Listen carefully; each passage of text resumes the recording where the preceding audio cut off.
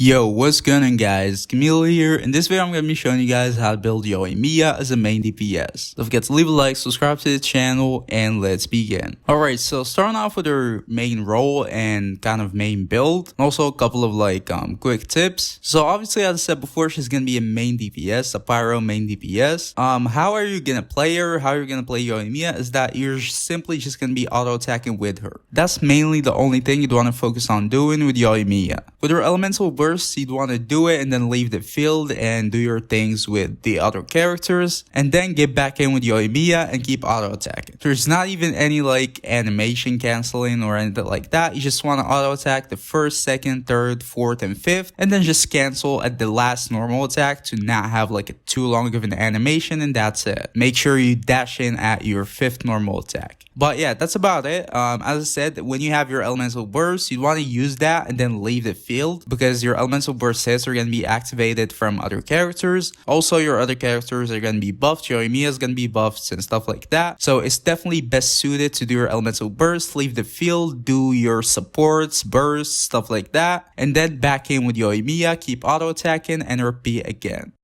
Now moving on to her talent priorities. As I said before, your main source of damage is going to be your auto attacks. You're going to be auto attacking all of the time. So you want to upgrade your auto attacks first. Then you want to upgrade your elemental burst, and then last your elemental skill. You definitely want to upgrade your auto attacks before your elemental skill. Auto attacks scale better. So yeah, that's about it really. Autos, burst, and skill. You definitely want to upgrade them all though. You don't leave any of them out completely. I mean, obviously she's a main DPS, but you also definitely want to focus on your auto attacks.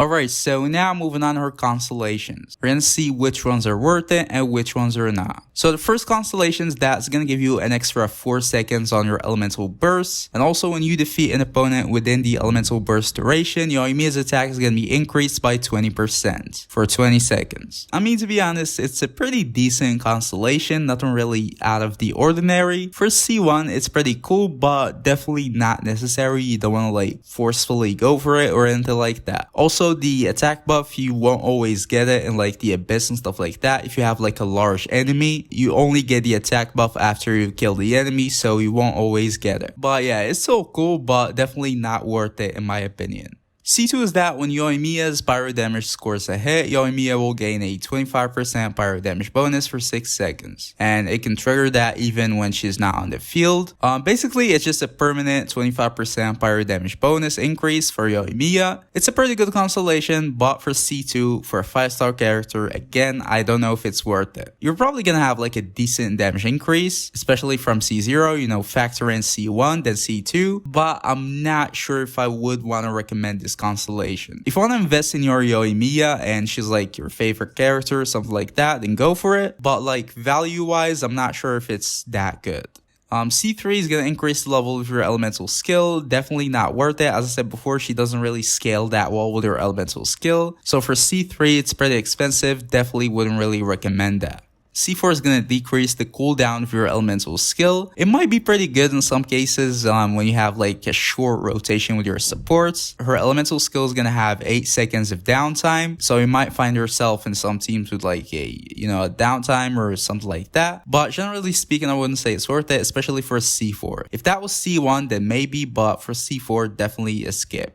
C5 gonna increase the levels of your elemental burst, also not really worth it. It's gonna increase your burst damage, but obviously for a C5, it's definitely not, that good. And then finally for C6, when you have your elemental skill on, you have a 50% chance of firing an extra arrow, and this arrow can deal 60% of the original damage. I would say C6 is definitely a good damage increase. It's gonna increase your damage considerably, definitely you're gonna see the increase, but again, it's a C6, very expensive. Definitely wouldn't say it's worth it. It's good, you're gonna see a damage increase, but is it worth it for a C6? Is it worth the primos? No. Again, if you like Yoimiya, then yeah, go for it, but value wise, pure value, is definitely a skip. So yeah, for constellations, honestly, I wouldn't recommend any. C0 is fine, just stay at C0 player and that's it. Maybe go for C1, C2 if you want to invest in her a little bit, and that's about it. If you're a Yoimiya fan, then yeah, I guess you can C6 the shit out of her. But yeah, value wise, I would recommend just staying at C0.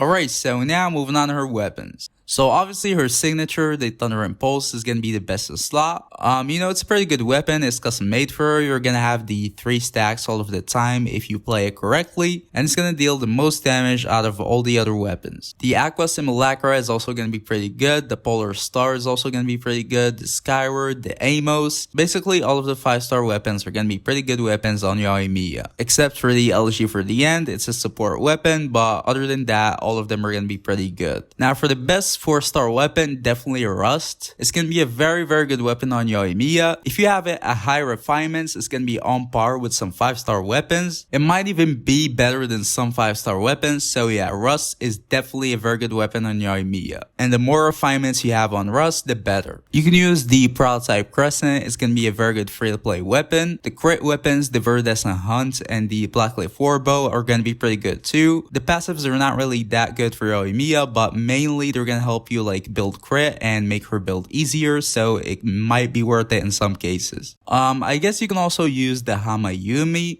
It doesn't really synergize well with Yoimiya's builds because of the 4-piece Shimenuas, but it can be usable too. And the best 3-star weapon is definitely gonna be the Slingshot. Alright, so now moving on to her artifact sets. So for artifact sets, generally speaking, I would just say farm the Shimenua's Reminiscence for Yoimiya. It's a very good set.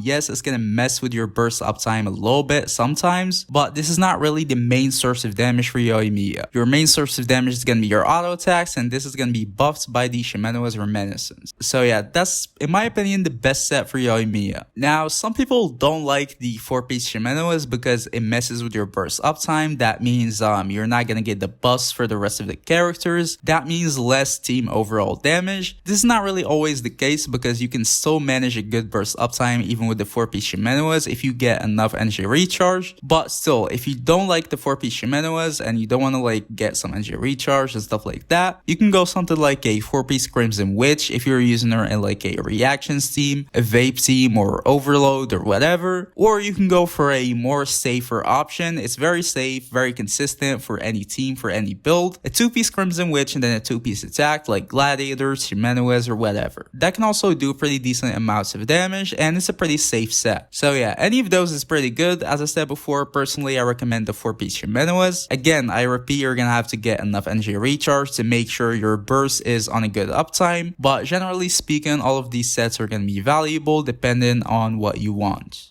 Now moving on to her artifact stats. You just want attack percent on your sands, pyro damage in your goblet, then crit on your circlet. That's it, pretty simple, just the casual DPS main stats. For the substats too, you'd want some crit, some attack, and then you'd want some energy recharge and some elemental mastery. These are the substats you'd want to look for on Yoimiya. For the final stats you want to have on Yoimiya, it's the usual too, 50 to 70% crit rate, 100 to 140% crit damage or more if you can. Now for how much energy recharge you should have on Yoimiya, I'd recommend around 120 to 140 energy recharge. Just focus on getting some good substats for energy recharge and that's it. That's gonna help you a lot on keeping a good burst uptime, especially if you're using the 4-piece Shimenuas. As I said before, I recommend using the 4-piece Shimenuas, but you definitely need some energy recharge and managing to have a good burst uptime. Alright, so now moving on to her team comps. So for her team comps, she has a couple of like basic good teams. She has multiple teams. We're not going to go through them all. We're just going to go through the general, simple best teams. The first one is just going to be a simple vaporized team. So we're going to have Yoimiya like Xingqiu or Yellen, and then preferably a shielder, for example, like Zhongli, or you can go with someone who can swirl like Kazuha or Sucrose or whatever. The thing is with Yoimiya is that you're going to be auto attacking with her all of the time, and her 5th auto attack is going to be very important, and you don't want to be interrupted when you're auto attacking. That's why picking the shielder is going to be pretty good on Yoimiya. But if you know how to play, you can manage to play her without a shielder. Between Bennett and Yunjin, you can honestly use whoever you want. They're pretty close, but I would recommend just using Yunjin with Yoimiya if you have her built. That's because you'd want to free up Bennett for other teams. He's a very high demanded character for a lot of teams, so it's pretty good that you can use Yunjin and free up Bennett. But you definitely need one of them to buff Yoimiya. You can use her in like a overvape team. Again, for example, we can have Yoimiya, then Shingsho, then Fischl, for example, and then let's say Bennett. On that team, for example, as I said before, it's a reactions team. It's gonna include both Vaporize and Overload. You're gonna be overloading left and right and vaporizing left and right with Yoimiya. Yeah, so I was saying on that team, for example, the 4-piece Crimson Witch is gonna be pretty good on Yoimiya. But yeah, that's also a very good team to use Yoimiya in. Finally, you can use her in like a mono pyro team, for example. So you can go Yoimiya, Bennett, then like Sean Ling, for example, then let's say Kazuha. Just a full pyro team, and you'd want a swirler on that team, and it's also gonna be pretty decent. But yeah, she has a lot of teams. You can use her in like a only overloaded team. You can use her in like a double vape team, whatever. All of those are going to be valid options. Just look at what characters you have and use her. But yeah, that's about it for her teams, and that's about it for her whole build. If you enjoyed the video, please don't forget to leave a like, subscribe to the channel, and see y'all in the next video. Peace.